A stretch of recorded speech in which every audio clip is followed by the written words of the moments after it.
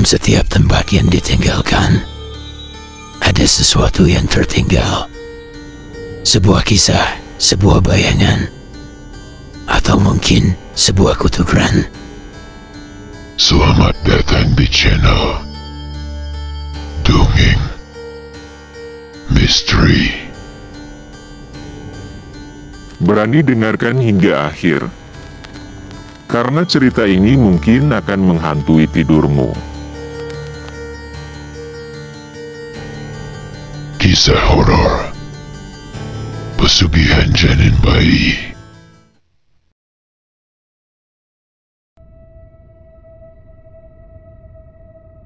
Pelaku pesugihan model ini bisa memanfaatkan janin bayi dari seorang gadis yang masih perawan.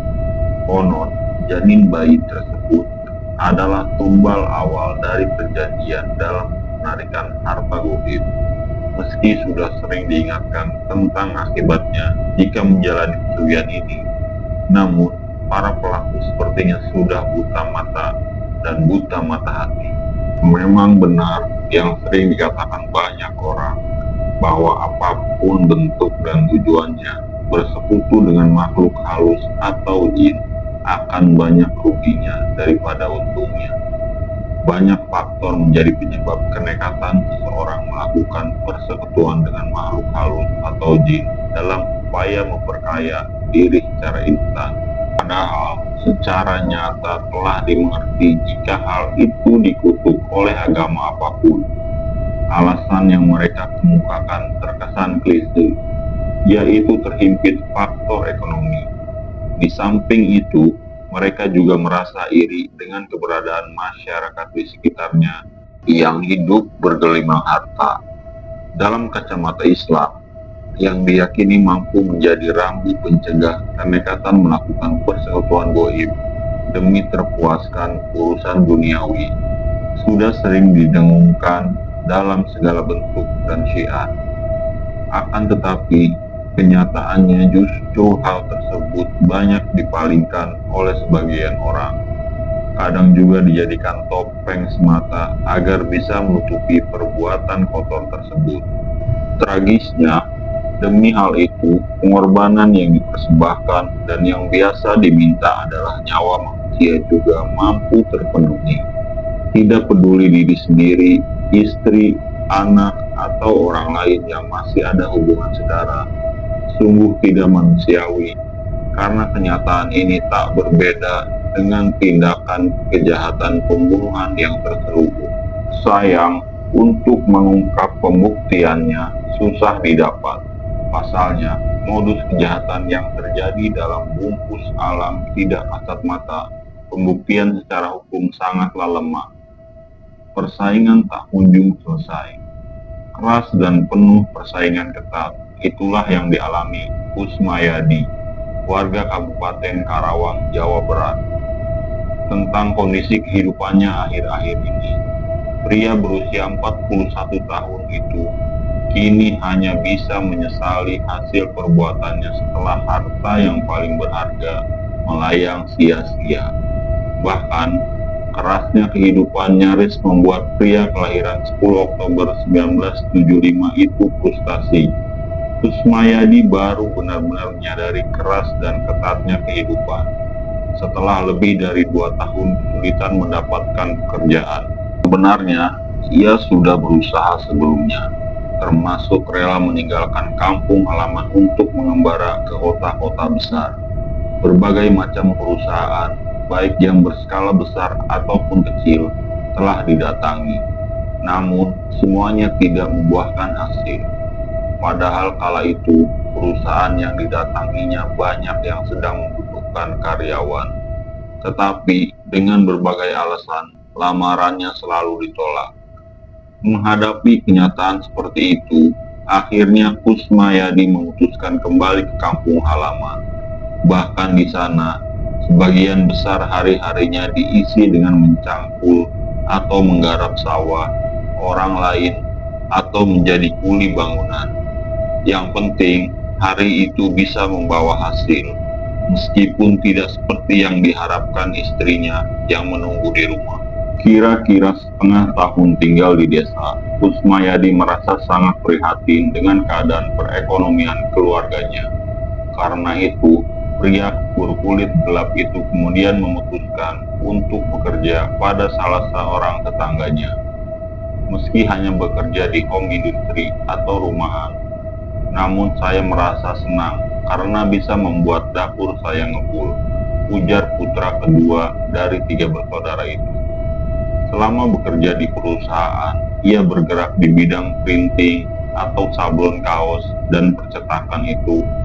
Etos dan cara kerja yang ditunjukkan mampu membuat kagum pemiliknya. Hingga akhirnya, dia pun dipercaya sebagai kepala bagian di CV tersebut. Namun, kenaikan jabatan tersebut tak secara otomatis membuatnya merasa senang dalam menjalani pekerjaannya. Tapi justru sebaliknya, berbagai cobaan menghantam dirinya sehingga mengusik konsentrasi kerja. Cobaan paling berat datang dari rekan-rekan sekerja yang iri atas pengangkatan dirinya sebagai kepala bagian. Dengan berbagai cara, kelompok pekerja tersebut berusaha merusak hubungan baik Kusmayadi dengan sang majikan. Namun, meski isu dan fitnah telah dihembuskan, kepercayaan sang majikan kepadanya tak kunjung luntur. Hal itu tentu saja semakin meningkatkan kegeraman mereka, hingga akhirnya di antara mereka ada yang menggunakan cara-cara mistik. Hal itu baru disadarinya setelah Kusmayadi menemukan beragam macam benda aneh, seperti paku, silet, beling, boneka kecil, hingga kendi air yang diisi garam dan cengek tergeletak di depan pintu rumahnya. Untungnya, serangan-serangan goib tersebut tidak sampai mencelakakan Kusmayadi dan Sophia istrinya. Menyadari persaingan semakin tak sehat, pria berwatak kalem itu mencoba mengajak berdamai para pekerja yang tak senang padanya. Akan tetapi, dari langkah-langkah tersebut, dia tak menemukan jawaban. Sehingga akhirnya dia sendiri yang mengalah dengan memutuskan untuk mengundurkan diri dari pekerjaan tersebut. Tentunya hal itu dia lakukan secara baik-baik kepada sang majikan. Sebenarnya bos, saya itu keberatan jika saya keluar, tapi mau bagaimana lagi jika teman sekerja sudah tidak menghendaki kehadiran saya, terang Kusmayadi dengan rendah diri. Semenjak keluar dari CV itu, Kusmayadi kembali pada aktivitas semula, yakni menggarap sawah milik orang lain, atau tidak jarang pula, jika kepepet dia rela menarik beca yang sedang nganggur milik tetangganya. Lelaki asal loji pangkalan itu tidak mau memperlihatkan kekurangan di hadapan sang istri yang sangat ia cintai. Dia benar-benar mempertanggungjawabkan tekadnya yang sudah memilih Sophia sebagai istrinya. Sampai kemudian pada suatu hari, tanpa diduga, pada saat dirinya sedang ngetem atau nunggu penumpang di perapatan Tanjung Pura, Kusmayadi dihampiri sebuah mobil keren. Awalnya, dia mengira penumpang sedan berwarna metal itu sedang kesasar atau akan menanyakan sebuah alamat. Namun, setelah melihat siapa yang turun dan menghampirinya, Kusmayadi terkesima kaget.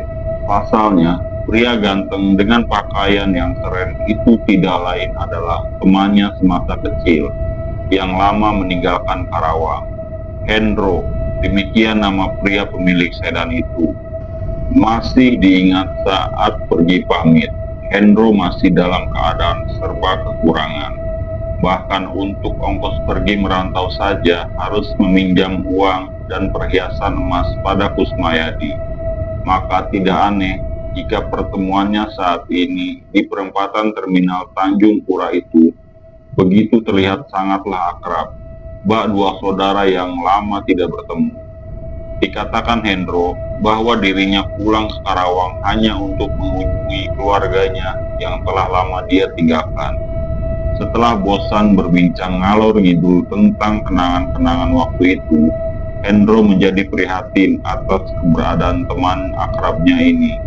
Meski awalnya agak berat untuk mengungkapkan, tapi akhirnya dia memberanikan diri untuk mengajak Kusmayadi keluar dari kemiskinan. Dirinya begitu prihatin menyaksikan kondisi temannya yang terpuruk. Awalnya Kusmayadi sedikit risih ketika Hendro cerita jika keberhasilannya itu adalah hasil kerjanya yang dibantu oleh seseorang paranormal. Dikatakan Hendro bahwa keberhasilannya itu hanya bermodalkan mencari seorang gadis perawan tetapi sudah hamil di luar nikah.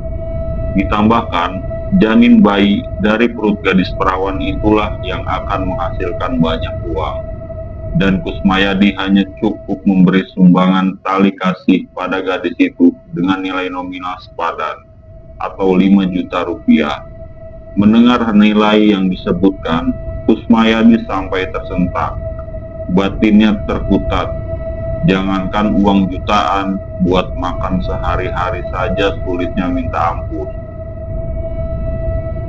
Ya, kamu jangan melihat dari berapa besar uang yang akan kamu keluarkan, tetapi kamu harus lihat hasilnya nanti. Uang miliaran bakal kamu terima, tegas Hendro memberi penjelasan ketika Kusmayadi kebingungan. Mendapat tawaran demikian, Kusmayadi tak langsung memberikan jawaban. Dirinya memilih mempertimbangkannya lebih dulu. Hal itu ia lakukan karena memang sebelumnya dia termasuk orang yang anti dengan hal-hal yang berbau mistik. Soal uang, pikirnya bisa saja dia pinjam pada seseorang atau pada Hendro. Toh sebelum dia sukses, dia juga yang pernah membantunya. Setelah berpikir keras, akhirnya Kusmayadi memutuskan untuk membicarakannya terlebih dahulu dengan Sophia, istrinya. Jika memang hal itu jalan satu-satunya, mungkin saja dia bisa menghubungi Hendro kembali. Kusmayadi sebenarnya cukup tegar menghadapi hidupnya yang serba pas-pasan. Sebagai manusia biasa, dia memang mengharapkan hidup yang lebih baik dalam segi ekonomi. Namun, dia masih bisa berpikir sehat dengan tidak melakukan cara-cara konyol dan sesat. Kusmayadi lebih memilih berusaha tak kenal lelah dengan memanfaatkan kemampuan dirinya. Jika akhirnya dia menjadi pelaku pesugihan, itu lebih dikarenakan Sophia yang tak siap mental menghadapi keadaan tersebut. Tapi sesungguhnya Sophia adalah wanita berhati baik. Hanya saja ia yang berasal dari keluarga bergemilang harta tak biasa untuk hidup dalam kemiskinan. Apalagi dia sendiri yang dulu ngotot memilih Sophia menjadi istrinya. Meski ditentang mati-matian oleh orang tua dan saudara-saudaranya, makin hari kondisi mental Sophia kian parah. Meski tak pernah berani marah pada Kusmayadi, namun hampir setiap hari ia mengeluhkan kondisi hidup mereka. Kusmayadi sendiri sebenarnya cukup bisa memaklumi sikapnya. Dalam hati kecilnya, dia juga ingin membahagiakan dari sisi materi. Tapi apa mau dikata, kondisi mental istrinya benar-benar parah. Hingga pada suatu malam, ketika Kusmayadi menceritakan tentang pertemuannya dengan Hendro, bahkan teman semasa kecilnya itu akan membantu mengangkat derajat hidupnya agar keluar dari kemiskinan. Sophia langsung menanggapinya dengan serius. Bahkan tanpa terduga, istrinya mencetuskan usulan gila yang tidak pernah ia bayangkan sebelumnya. Dengan sangat hati-hati, istrinya meminta suaminya untuk menerima tawaran temannya itu untuk mencari kekayaan lewat jalur pesugihan. Yang membuat Kusmayadi terheran-heran manakala istrinya memutuskan sendiri untuk pergi ke Jawa Tengah jika Kusmayadi tidak menyetujuinya, dan membuat Kusmayadi semakin salah sikap. Sophia terus merengek agar suaminya bersedia memenuhi keinginannya itu. Resiko yang dijelaskan jika menjalani pesugihan itu juga tak cukup ampuh untuk meredam keinginannya. Bahkan ia mengatakan bersedia jika harus menjadi tumbal dari pesugihan tersebut. Hingga 2 minggu berselang, Kusmayadi masih mampu bertahan untuk tidak menyetujui gagasan istrinya, tentu dengan alasan bahwa Hendro belum menghubungi dirinya.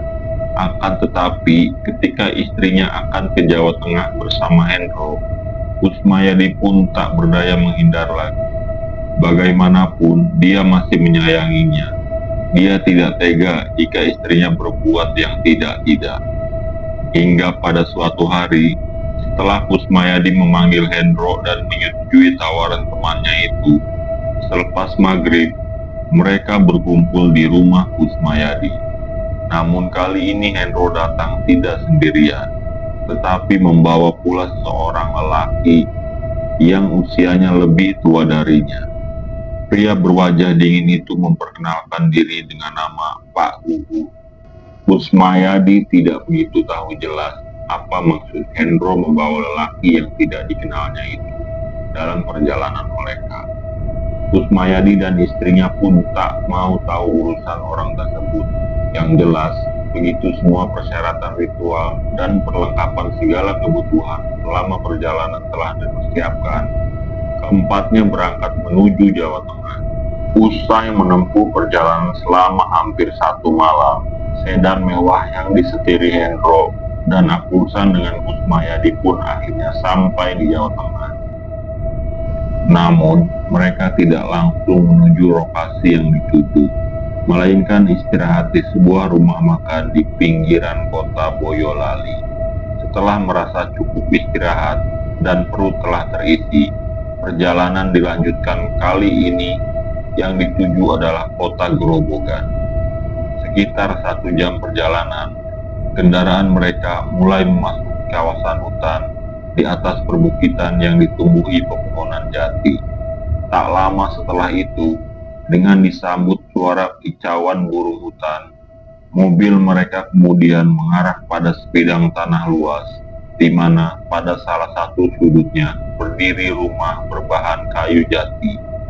Begitu kendaraan berhenti di pekarangan rumah itu, seseorang lelaki keluar, memberi salam dan mempersilahkan mereka masuk ke rumah tersebut.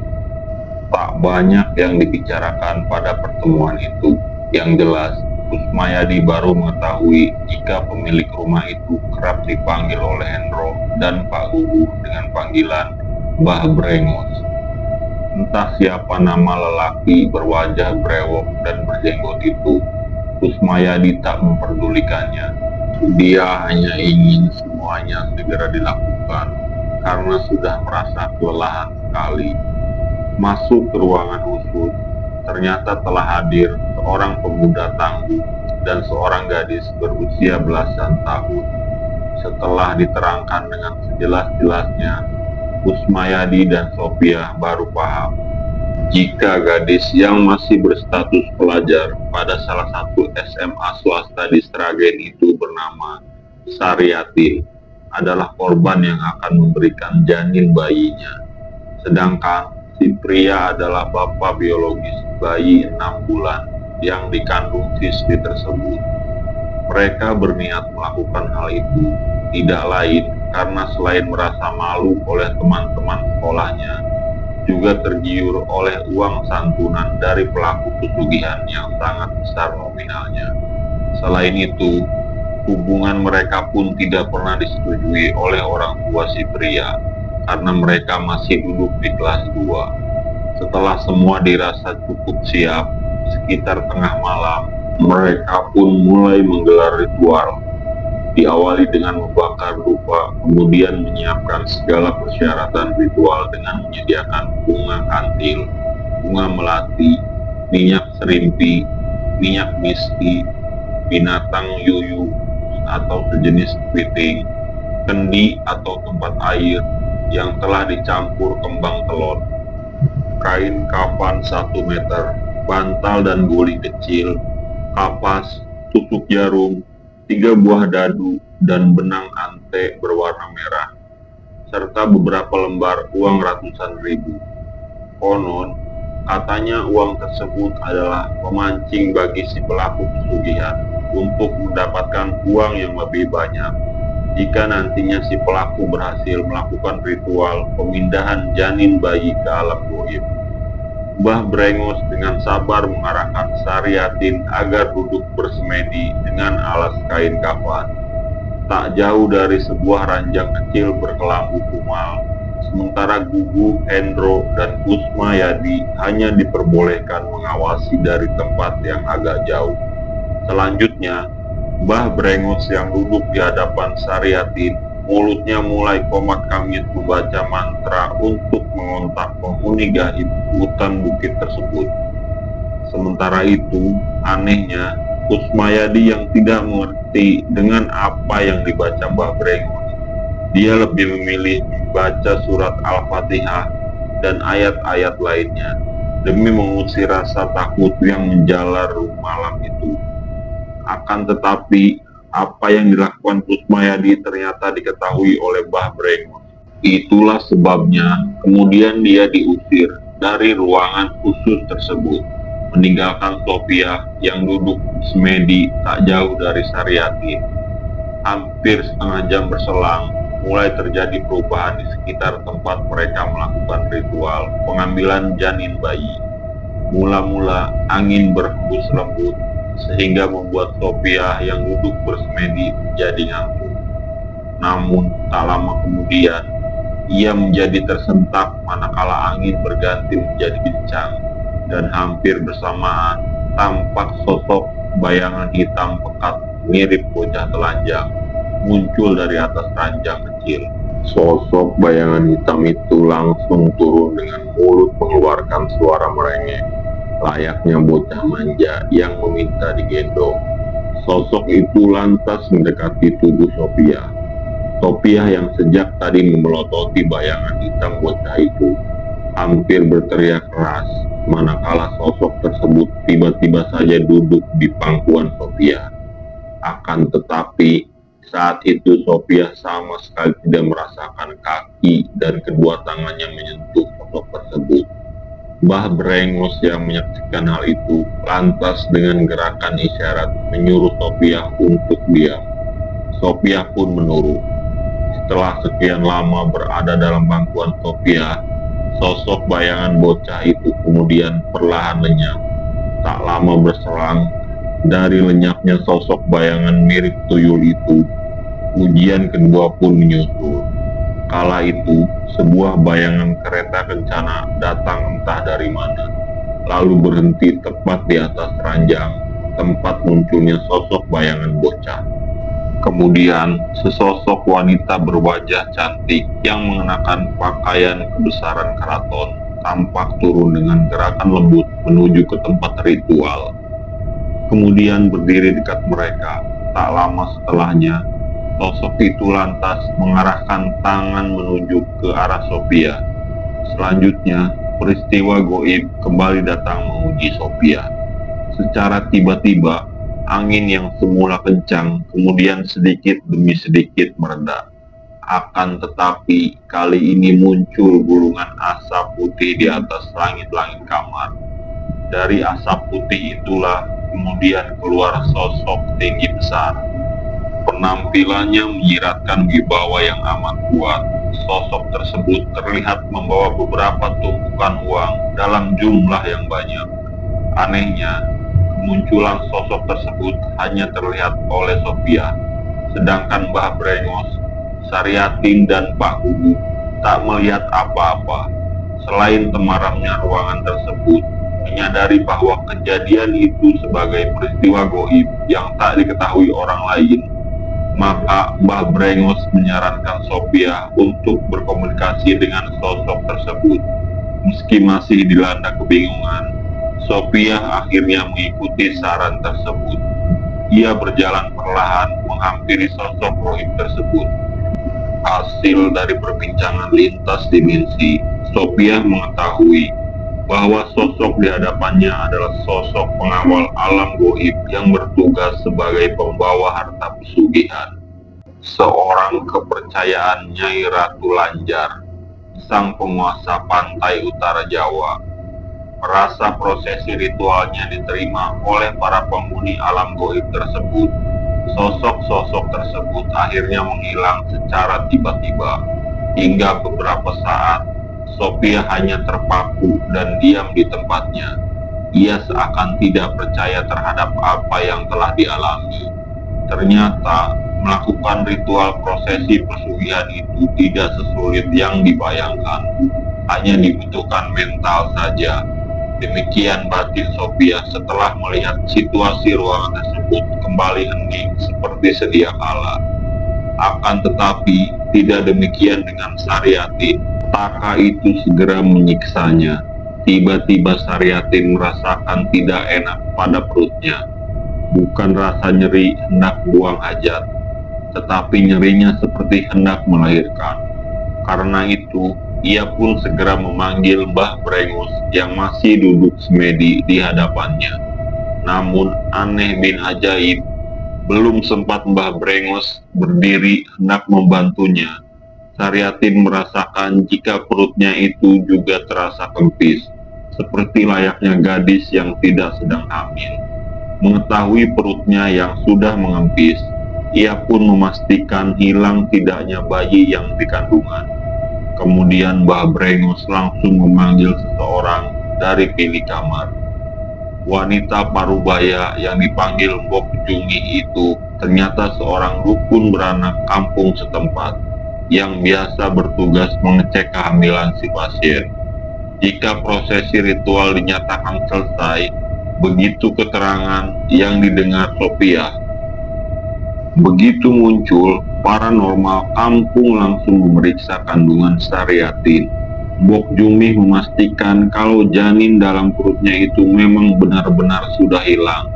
Begitu diberitahukan oleh wanita itu, Saryatin nampak tertunduk lemas.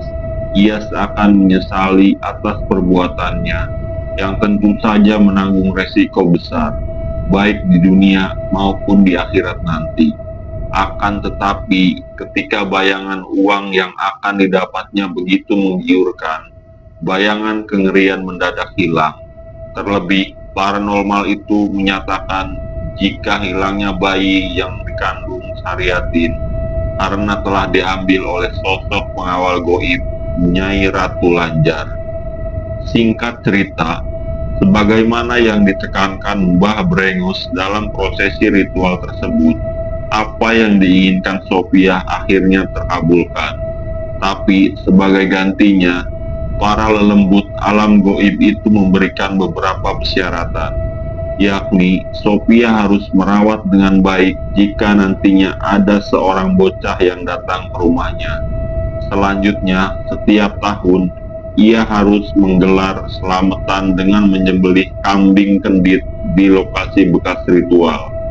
Dan yang terakhir, Sophia diharuskan bersedia menyusui sosok bocah tersebut setiap kali muncul di rumahnya. Sebuah syarat yang sangat mengerikan di mata Kusmayadi jika itu benar-benar terjadi.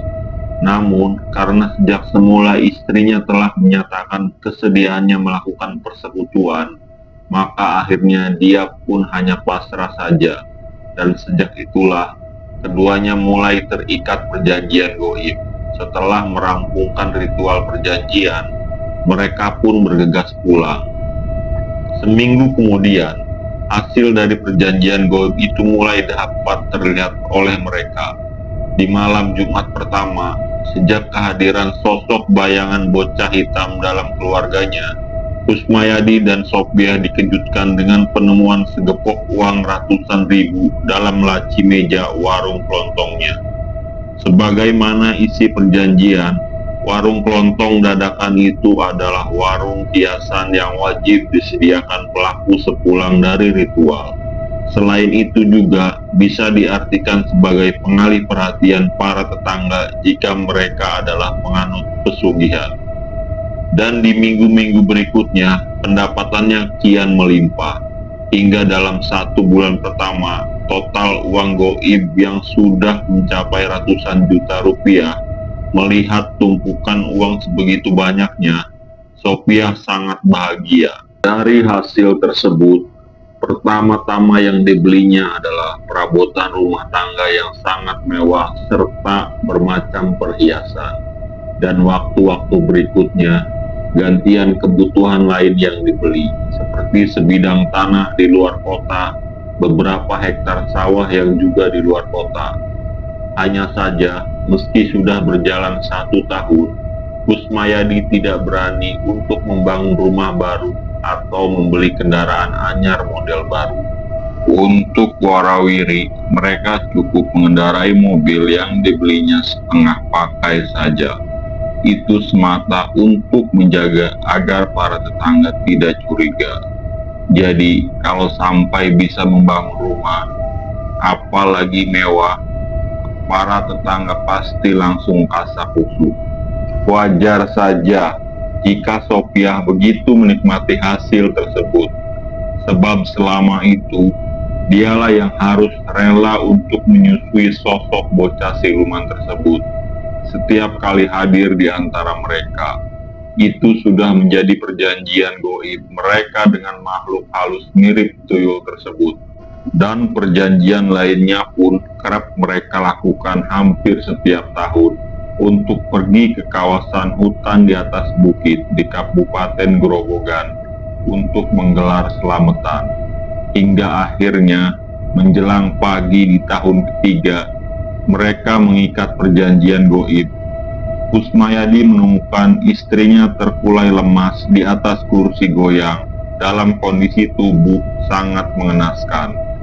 Tubuhnya tampak mengering dan keriput, sementara napasnya tersengal-sengal, sangat lemah.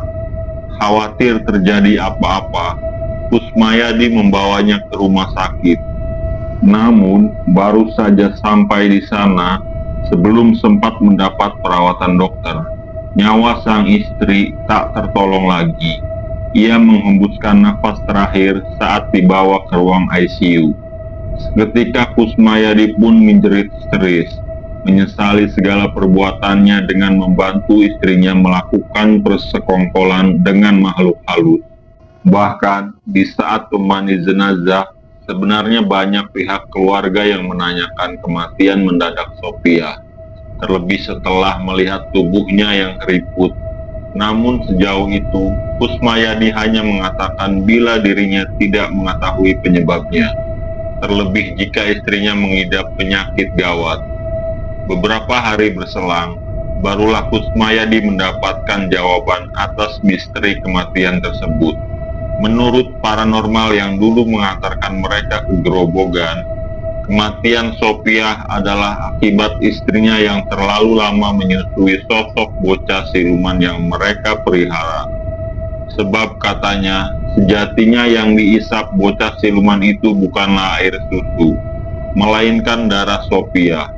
Akibatnya, lambat laun tubuh Sophia menjadi kering karena kehabisan banyak darah. Kini, Kusmayadi hidup sendirian. Di usianya yang lebih dari 50 tahun, hidupnya pun kembali seperti semula, serba pas-pasan, tanpa anak ataupun istri. Karena selama berumah tangga dengan Sophia, mereka belum diberi momongan. Ditemui saat menarik ojek, pria yang akrab dipanggil Kang Odi itu mengisahkan pengalamannya kepadaku. Itulah Mas, kenapa saya selalu menekankan bila ada orang yang berniat mencari kekayaan dengan cara yang tidak sehat, apalagi dengan cara bersekutu dengan makhluk halus, saya selalu menekankan mereka untuk tidak melakukannya. Biarlah pengalaman ini cukup saya saja yang jadi korban, dan semoga pengalaman hidup nan pahit ini bisa menjadi peringatan bagi banyak orang betapa bahayanya di dunia pesugihan itu. Demikian Kusmayadi mengakhiri kisah pengalaman sejatinya beberapa waktu lalu. Begitu mengetahui banyak korban penjualan janin bayi dan pesugihan, khususnya di Pulau Jawa dan Sumatera. Terima kasih sudah menonton sampai habis. Jangan lupa subscribe dan tekan loncengnya supaya tidak ketinggalan cerita selanjutnya.